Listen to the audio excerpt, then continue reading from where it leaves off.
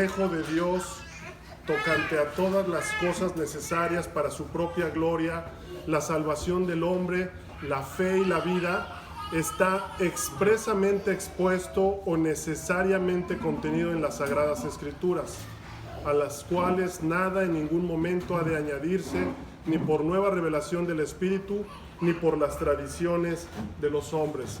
Estamos en el capítulo 1, párrafo 6.1, fue donde nos quedamos hace 3 semanas aproximadamente. Está también en la pantalla, por si no traen su confesión. Hoy vamos a continuar con los siguientes 2 puntos de este párrafo. El párrafo 2 y 3, que dicen: sin embargo, reconocemos que la iluminación interna del Espíritu de Dios es necesaria para un entendimiento salvador de las cosas reveladas en la palabra.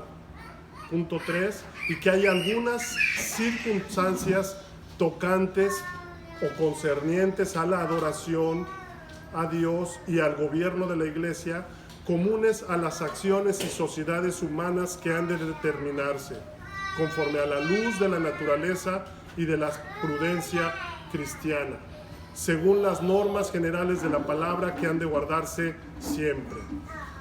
Lo tienen en su confesión y si no está en la pantalla. Pero recordemos un poco el capítulo, ya que tenemos algunas semanas y están nuestros hermanos también. Recordemos un poco el capítulo. Si abren su confesión en el capítulo 1, vamos a ver que en el párrafo 1 la confesión nos habla. ¿Se acuerdan de qué nos habla? A ver, vamos a ver cómo anda su memoria. ¿De qué nos habla el primer párrafo de la confesión? Ok, nos habla de la revelación general de Dios mediante la creación y de las Sagradas Escrituras como la revelación específica necesaria para la salvación.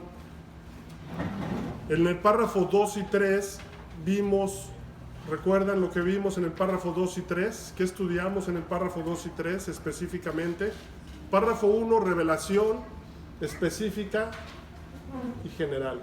Párrafo 2 y 3, ¿se acuerdan de qué tratan el párrafo 2 y 3? Habla de los 66 libros y el tema fue la inspiración divina de los 66 libros. En el párrafo 2 vimos los libros que componen la Biblia, y en el párrafo 3 vimos los apócrifos, ¿verdad? Y por qué no son inspirados. En el párrafo 4, ¿se acuerdan cuál fue el tema?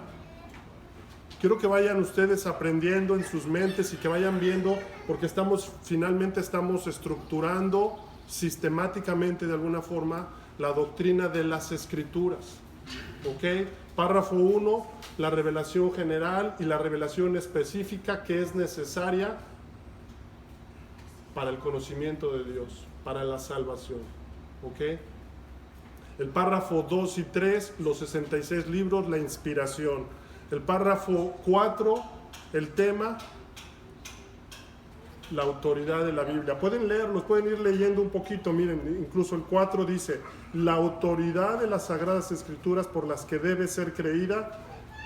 Empieza inmediatamente con la palabra que nos puede ayudar a identificar esta doctrina. El párrafo 4 en sus confesiones es la autoridad de la Biblia. El párrafo 5, ¿recuerdan? Vimos la doctrina de la iluminación de las Escrituras y vimos específicamente la dependencia del hombre en cuanto a la revelación de que la Biblia es la palabra de Dios. Hablamos del testimonio de la iglesia. La iglesia, nosotros como miembros de la iglesia, damos testimonio de que la Biblia es la palabra de Dios, ¿no? La misma Biblia, lo hermoso, la armonía de la Biblia, la perfección, las profecías también dan testimonio de que es la palabra de Dios, ¿verdad? Sin embargo, vimos específicamente la dependencia del hombre en cuanto a la revelación de que la Biblia es la palabra de Dios, del Espíritu Santo.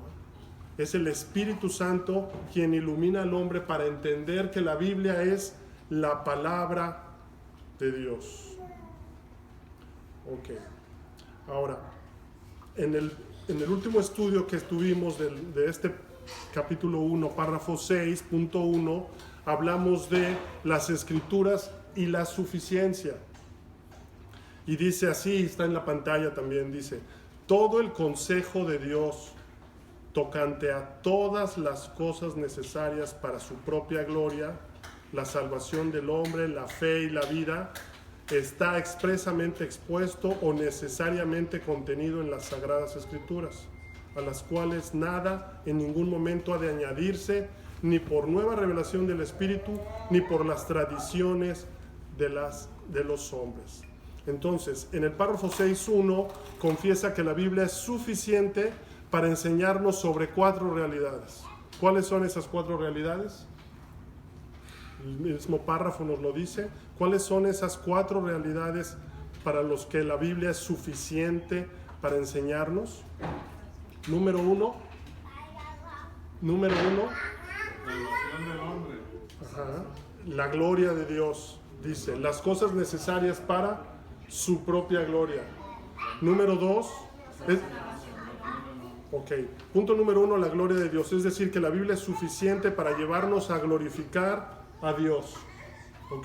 Punto número 2, la salvación del hombre.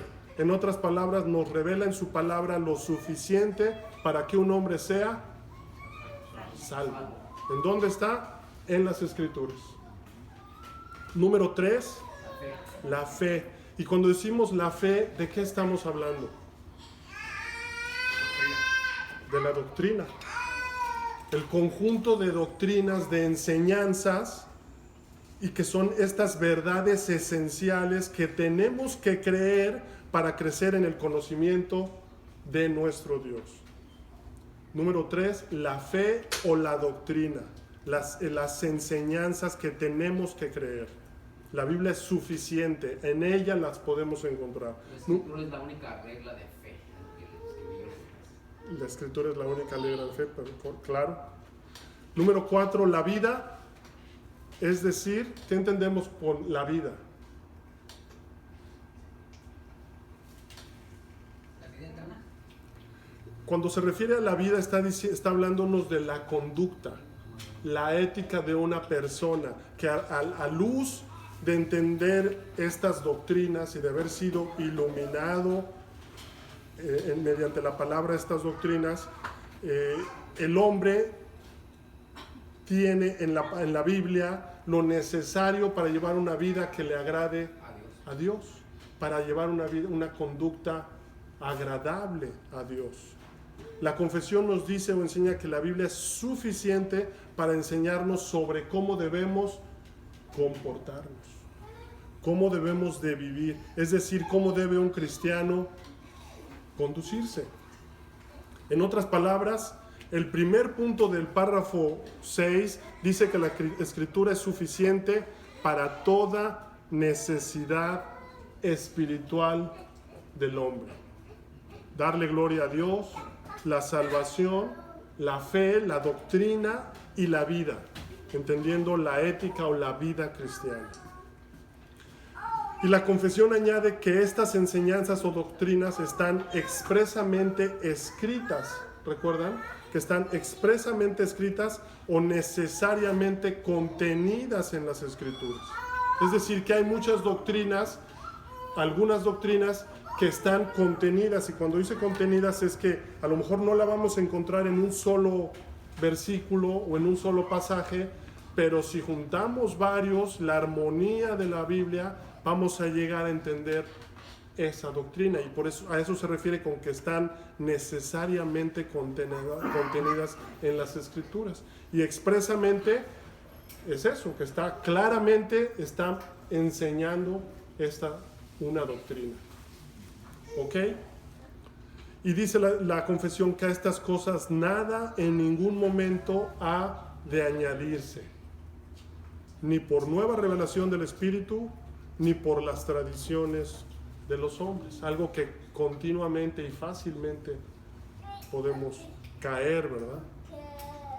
Y esto es a lo que se refiere Pablo advirtiéndole a Timoteo, ¿verdad? En 2 de Timoteo 3, 14 y 16, y al mismo Tito en el Tito 2, dice, pero persiste tú en lo que has aprendido, y se está refiriendo a la sana doctrina, a las sanas palabras.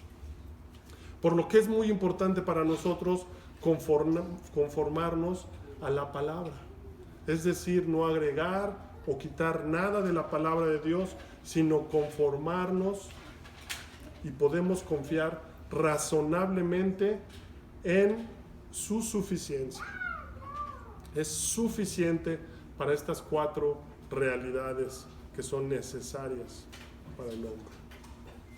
Entonces vimos que la palabra de Dios es perfecta, Salmo 19:7, la ley de Jehová es perfecta, que convierte el alma. Nada le hace falta. Algo que es perfecto es completo, no necesita agregársele nada. ¿Y para qué es completo? Que convierte el alma, para convertir el alma. El testimonio de Jehová es fiel, que hace sabio al sencillo, hace sabio al simple, al que no tiene mucho conocimiento, como a un niño lo hace sabio el testimonio del Señor. Como vimos, el significado de perfecto es que no carece de nada, ¿verdad? Está completa. Es una revelación completa de verdad divina.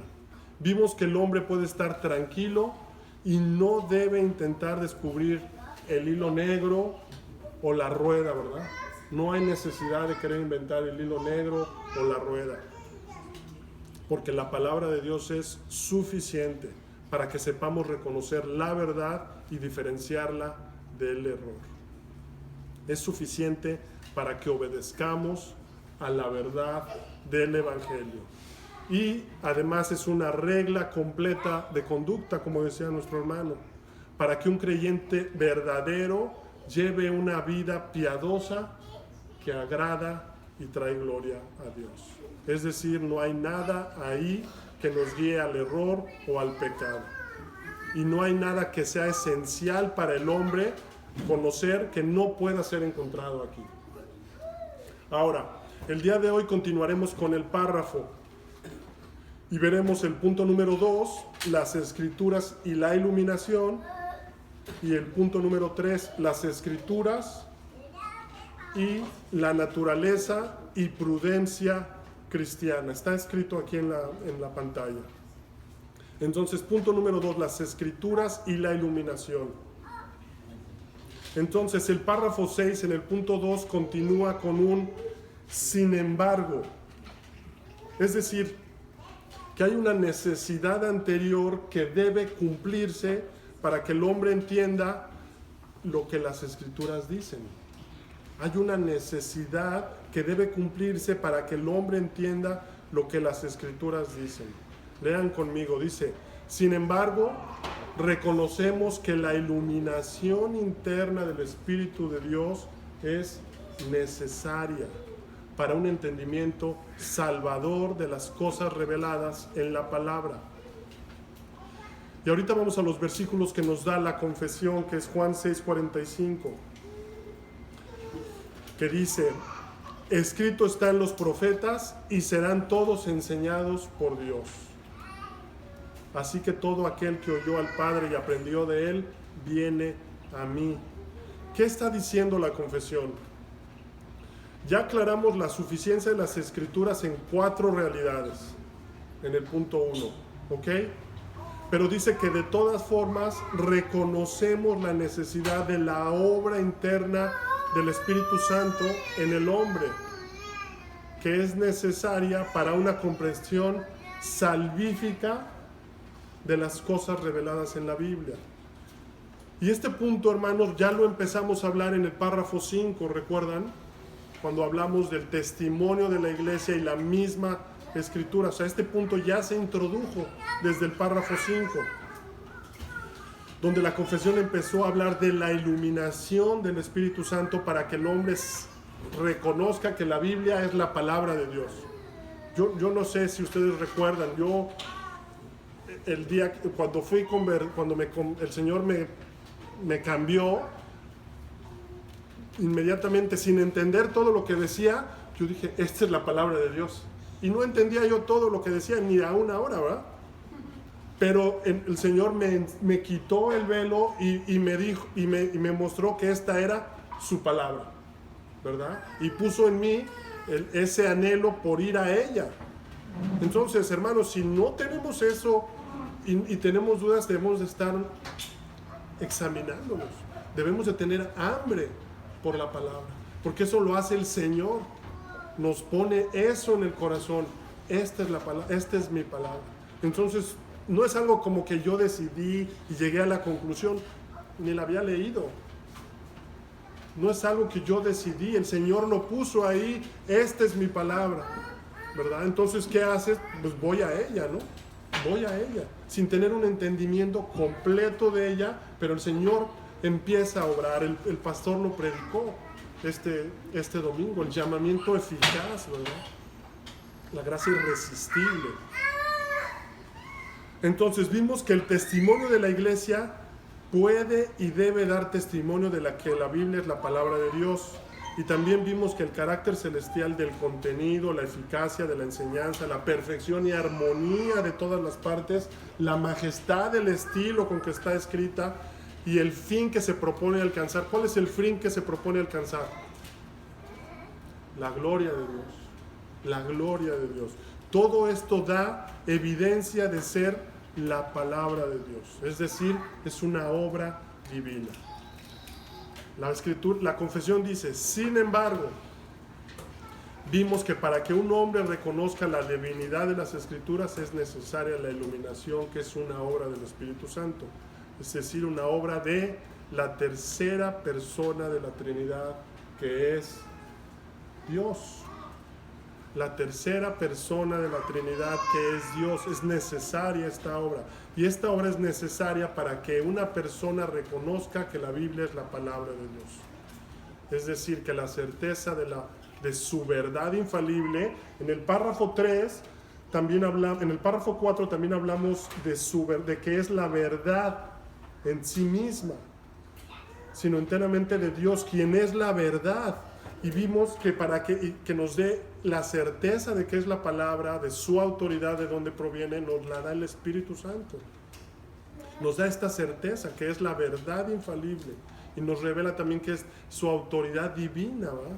Proviene de la obra interna del Espíritu Santo, quien da testimonio en nuestros corazones por medio de la palabra y con ella.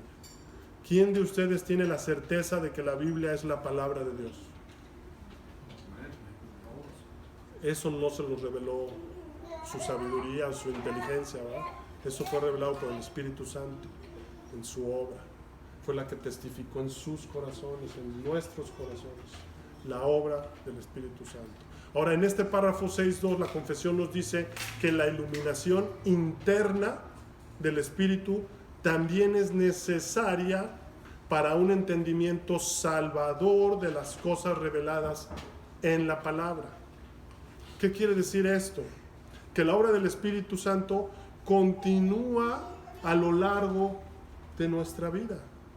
Va a continuar iluminándonos para cada vez más crecer en el entendimiento de la palabra. Esto va a continuar. Desde que nos ilumina para reconocer que la Biblia es la palabra de Dios, que nos cambia, nos da un nuevo corazón y nos da vida, hasta, como dice nuestro pasaje 6:45, dice: escrito está en los profetas y serán todos enseñados por Dios. Así que todo aquel que oyó al Padre y aprendió de él, viene a mí. Viene a mí. Y arriba dice, y yo lo resucitaré en el día postrero, en el versículo 44. Entonces, es necesaria la obra del Espíritu Santo para reconocer que la Biblia es la palabra de Dios, y también es necesaria para un entendimiento salvador que continúa a lo largo de nuestras vidas. Lo vimos también en Gálatas 3, no sé si se recuerdan, cuando vimos que los Gálatas habían escuchado el Evangelio, pero ahora querían ellos ganarse su salvación por medio de obras, ¿no? Y tenían que entender que la obra del Espíritu Santo comenzó desde que creyeron, pero que continuaba su vida por el Espíritu. Así es la vida de un creyente. Empieza por el Espíritu, continúa por el Espíritu, y el Señor nos sostiene por medio de su Espíritu, siempre. La confesión nos da un pasaje del Evangelio de Juan donde lo podemos ver claramente, ¿verdad? En el 6:44 al 45. Ninguno puede venir a mí si el Padre que me envió no le trajere, y yo le resucitaré en el día postrero.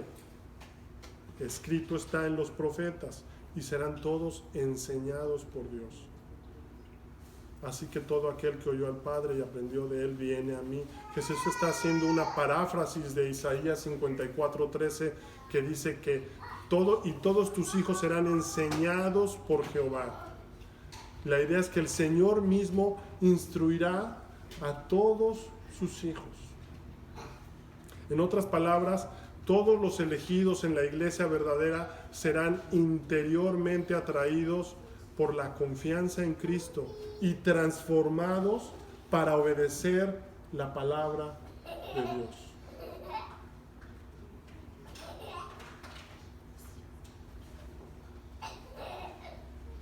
Jesús cita Isaías 54:13, sustentando la idea de que si los hombres creen y se arrepienten es porque han sido traídos y enseñados por Dios. Es decir, iluminados para creer e iluminados al ser enseñados por Dios. Y estos dos aspectos, traídos y enseñados, son solo dos aspectos que nos muestran la soberanía de Dios en la vida del hombre. Traídos y enseñados. Es decir, que quienes son enseñados o iluminados por el Espíritu Santo, que es Dios, para comprender la verdad del Evangelio, también son traídos por el Padre para recibir al Hijo. En los últimos tiempos se ha enseñado en muchas iglesias que el hombre invita al Señor, ¿verdad? Invita o acepta al Señor, ¿verdad? Con una oración para ser salvo. Como si el Todopoderoso mendigara amor o reconocimiento, ¿verdad? Y de esa manera se coloca al hombre en una posición superior a Dios. Ya Dios no es soberano en la vida del hombre, lo cual es incorrecto, ¿verdad? Y quizás sí fuimos de alguna manera enseñados o aprendimos así, ¿verdad? Pero también fuimos enseñados en una salvación por fe más obras, para los que vienen de la iglesia católica, ¿verdad? Católica romana. Pero debemos de tener cuidado de no seguir estas tradiciones, como ya vimos en el punto 1, porque eso que te enseñaron en otro lugar, en una iglesia, o incluso nuestros padres, contradice las Escrituras y su suficiencia. La Biblia es clara en este sentido. La confesión declara, basada en las Sagradas Escrituras, que la iluminación por parte del Espíritu Santo, cuando acudimos a las Escrituras, es necesaria para ir entendiendo, para ir creciendo. Es decir, nos ilumina el Espíritu Santo. No solo nos ilumina el Espíritu Santo una sola vez y ya entendemos todo, ¿eh? Nos lleva como de la mano entendiendo el Señor. Nos guía. Esto nos debe de traer a una alabanza a Dios, ¿verdad? A glorificarlo, porque es solo por su gracia y su soberanía y por su promesa, porque Él cumple su promesa, como dice, y serán todos enseñados, ¿verdad? Que tenemos que ir a alabarlo y darle gracias, porque vemos de alguna manera, vemos claramente la obra trinitaria en la salvación de principio a fin, y vemos su perfección y soberanía. El Padre nos eligió, el Hijo nos redime y nos resucitará, y el Espíritu Santo nos enseña, nos ilumina, nos redarguye, nos da convicción de pecado, ¿verdad? Nos anima, nos consuela. Es una obra trinitaria. Escrito está en los profetas y serán todos enseñados por Dios. La confesión nos da otro pasaje, 1 Corintios 2, 9 al 14.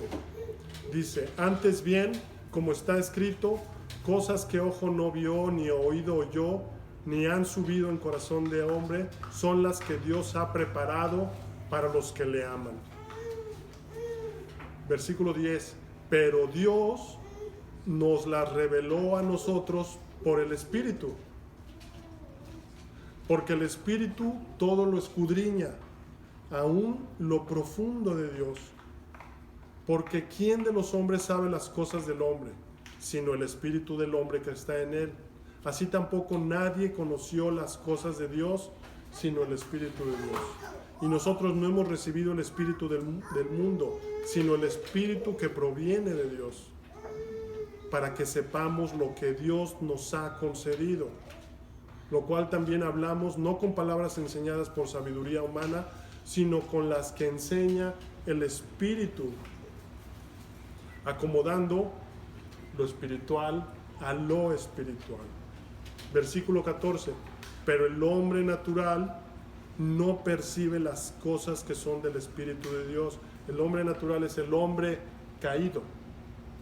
No percibe las cosas que son del Espíritu de Dios, porque para él son locura y no las puede entender, porque se han de discernir espiritualmente. En este pasaje vemos la imposibilidad del hombre natural para entender las cosas de Dios, porque son locura y no las puede entender. Este mes hemos estado estudiando las doctrinas de la gracia, ¿verdad? La total depravación, que el hombre natural no puede ni quiere buscar a Dios, ¿verdad?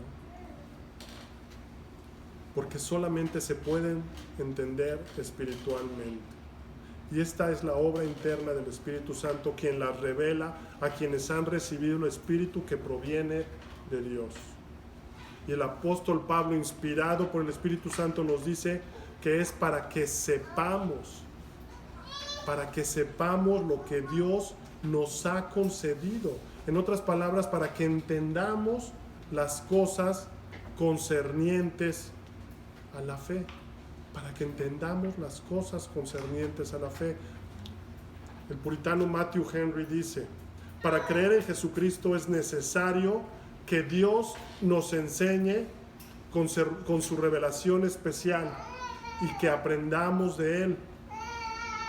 Hay cosas que incluso la naturaleza nos las enseña, pero para ser llevados a Cristo es necesario una luz superior. Dios lo hace mediante una operación en el interior de nuestras facultades espirituales. Al darnos la razón, Dios nos enseña ya más que a las bestias, dice Matthew Henry. Pero al darnos la fe, nos enseña más que al hombre natural. El hombre natural no entiende las cosas que son de Dios. Porque es necesario que la gracia de Dios ilumine nuestro entendimiento y no solo nos hable para que podamos oír, sino que también nos enseña para que podamos aprender la verdad conforme está en Cristo. Es necesario que crezcamos y para esto es necesaria la obra del Espíritu Santo. Nos quita las escamas para poder ver. Así es. Sin embargo, reconocemos que la iluminación interna del Espíritu de Dios es necesaria para un entendimiento salvador de las cosas reveladas en la palabra. Esto nos debe de traer paz. Nos debe de traer paz. Dios ha tomado a su propio cargo el educarnos. Dios ha tomado a su cargo Él mismo el enseñar a sus hijos mediante la obra del Espíritu Santo con su palabra. El Señor es fiel. El que comenzó la buena obra la perfeccionó hasta el día de Cristo. Las salvaciones del Señor de principio a fin. Ya vimos el punto 1, las escrituras y la suficiencia. El punto 2, las escrituras y la iluminación. Ahora veamos el punto 3, las escrituras y la naturaleza y la prudencia cristiana. La confesión también reconoce que hay algunas circunstancias tocantes o concernientes a la adoración a Dios y al gobierno de la Iglesia, comunes a las acciones y sociedades humanas que han de determinarse o deben ordenarse conforme a la luz de la naturaleza y de la prudencia cristiana, según las normas, según las reglas generales de la palabra, que han de guardarse siempre.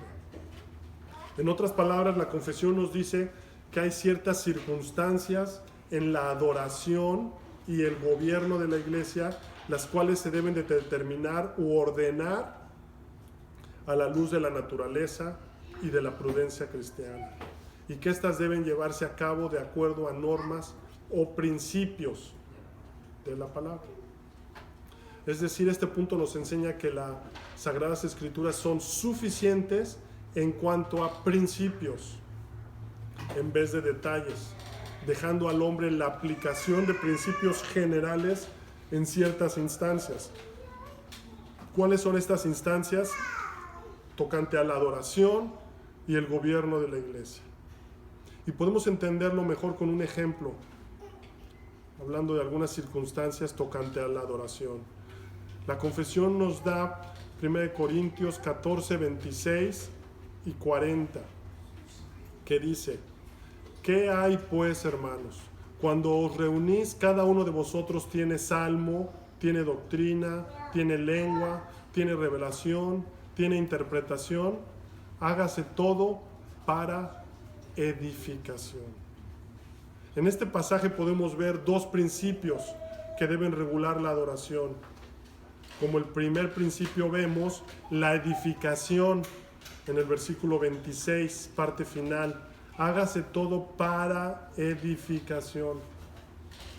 El Salmo 47, 7 dice: porque Dios es el Rey de toda la tierra, cantad con inteligencia. Vemos principios, ¿verdad?, que deben de regular nuestra adoración, incluso nuestro canto, nuestra adoración hacia Dios no debe de estar compuesta por cantos emocionales, carnales, que no hablan con inteligencia la palabra de Dios, ¿verdad? Porque Dios es el Rey de toda la tierra, cantad con inteligencia. Y en el versículo 40 también de 1 Corintios 14 vemos otro principio que debe estar presente en la adoración de Dios. Dice: pero hágase todo decentemente y con orden. Decencia y orden. Entonces la confesión nos está diciendo que para la adoración a Dios y al gobierno de la Iglesia hay principios que debemos de seguir. ¿Como cuáles principios? Decencia, edificación y orden. Podemos ver otro ejemplo para la adoración y para el gobierno de la Iglesia en 1 Timoteo 2, 12 al 15. Dice: porque no permito a la mujer enseñar ni ejercer dominio sobre el hombre, sino estar en silencio. Porque Adán fue formado primero, después Eva. Y Adán no fue engañado, sino que la mujer, siendo engañada, incurrió en transgresión. Pero se salvará engendrando hijos si permaneciere en fe, amor y santificación con modestia. Pablo prohíbe a las mujeres enseñar a los hombres o ejercer dominio. Y este principio debe respetarse en la adoración a Dios, en la Iglesia. Ahora, este principio también debe ser trasladado y debemos entenderlo en nuestros hogares, porque en nuestros hogares y en nuestras familias también adoramos a Dios con nuestras vidas, ¿verdad? Entonces este principio se aplica también en la casa. Se aplica en la casa, ¿verdad? Pablo da un argumento de la naturaleza Es decir, es un argumento creacional. Primero fue formado Adán y Eva después. ¿Ok? Es un argumento creacional. Pablo dice también que la mujer fue engañada. Pero también, por lo contrario, Pablo, inspirado, después las llama a la prudencia, llamándolas a vivir en sensatez, en la fe, el amor y la santidad. Pablo nos está dando una receta para la adoración a Dios en la iglesia y en nuestras vidas, ¿verdad?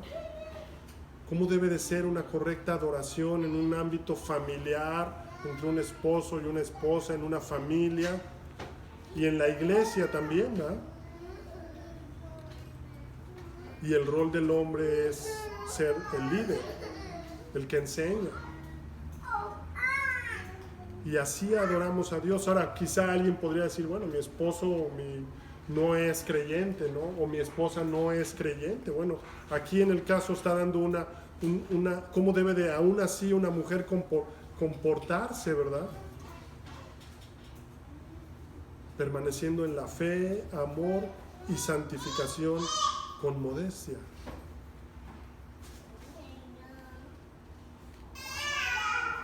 Pablo nos está diciendo, y la confesión, que estas circunstancias concernientes a la adoración y al gobierno de la iglesia deben ser ordenadas según la luz de la naturaleza y prudencia cristiana, según las reglas generales de la palabra, sola escritura.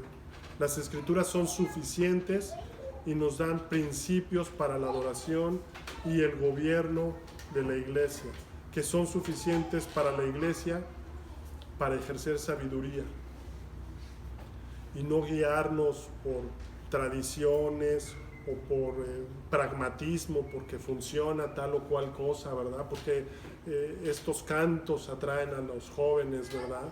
O porque tenemos que dejar que las mujeres prediquen a los hombres, mira qué bien predican, ¿verdad? O lo que sea, no. La palabra de Dios nos da principios.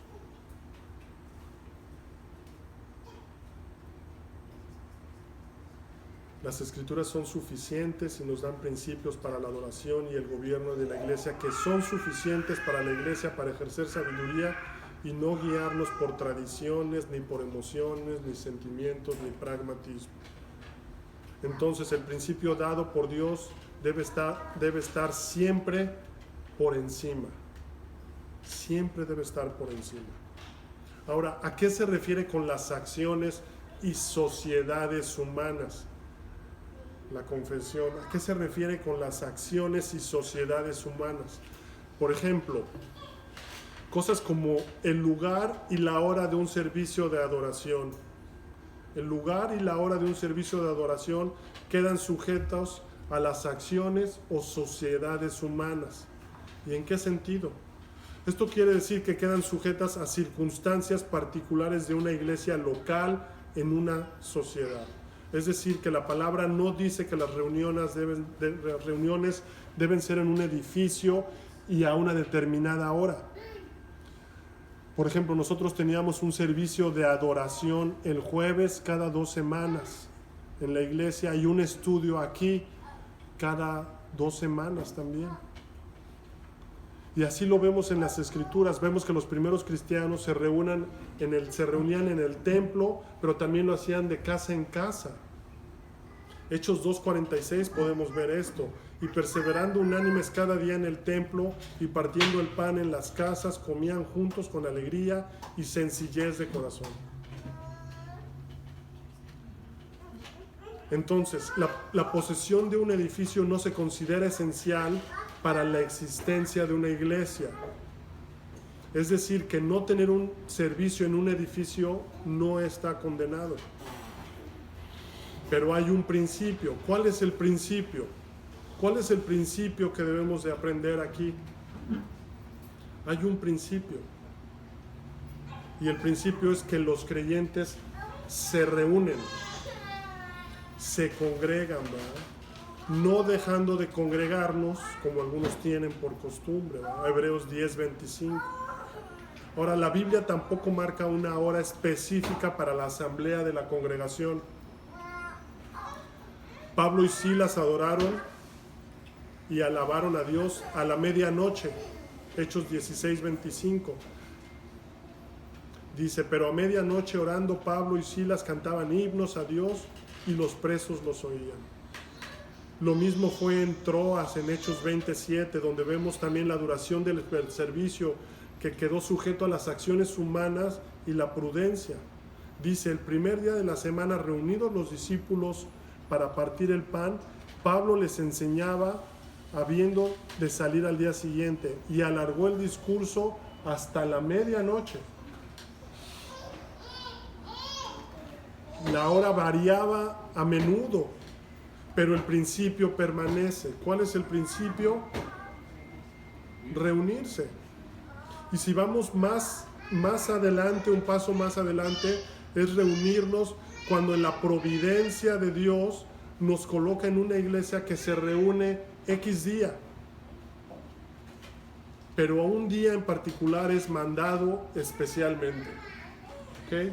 En la providencia de Dios nos puede dar otros días que nos reunamos, que tengamos un estudio, eso providencialmente Dios lo pone. Bueno, hacemos el esfuerzo por asistir porque es necesario para la vida de la iglesia, que crezcamos. Para la edificación de la iglesia es necesario que estemos en comunión.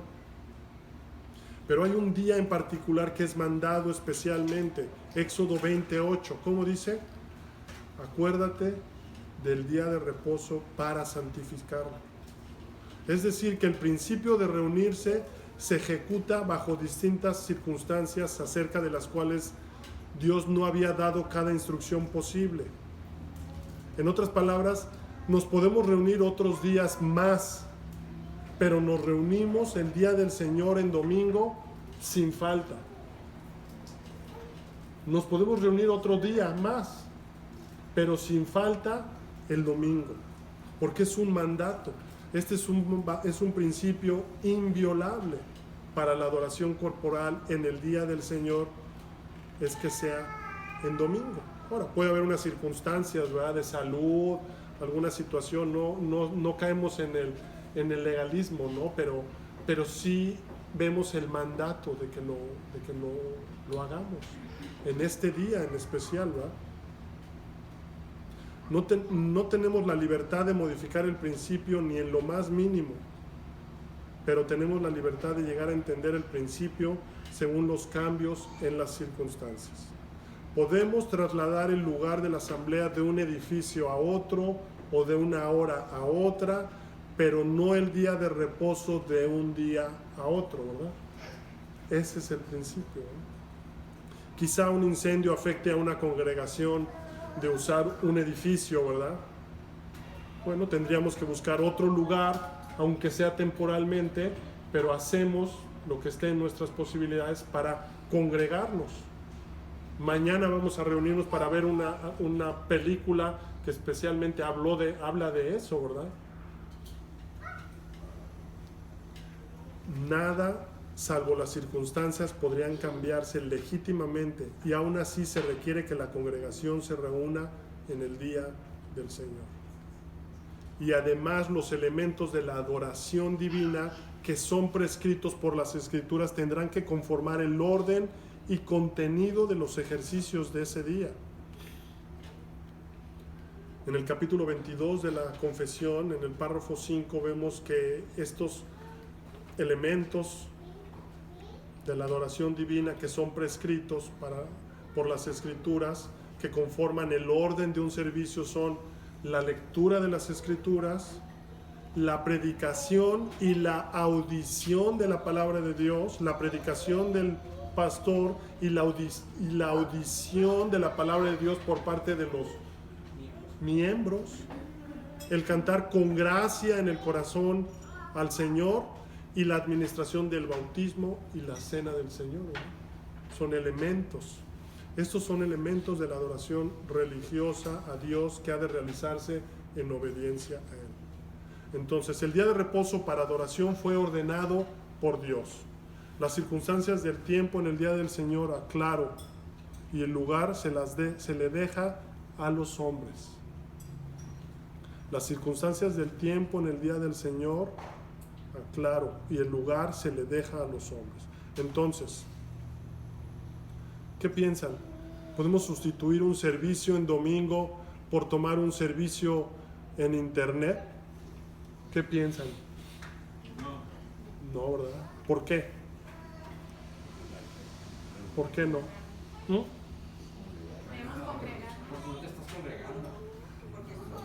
Debemos congregarnos, ¿verdad?